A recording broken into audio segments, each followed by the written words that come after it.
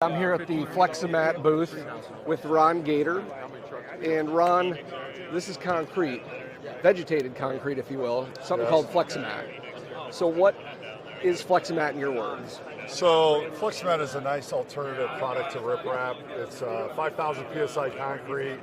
The block are 6.5 by 6.5 inches, low profile, 2.25 inches in height. It's got a high strength polypropylene geogrid embedded in the concrete with 1 or 2 erosion control blankets underneath it. So when you grade out your site, you put your seed and fertilizer down, and then over time, once that grass grows up through, like you're looking at this sample, it's locked in, it's going to go nowhere. And this sample does not look like Iowa right now. That is correct. That was seeded and under a heat lamp in Cincinnati, Ohio. So for conference purposes, we just like to show not a bare sample, but something that's vegetated so people can get an idea of what it looks like.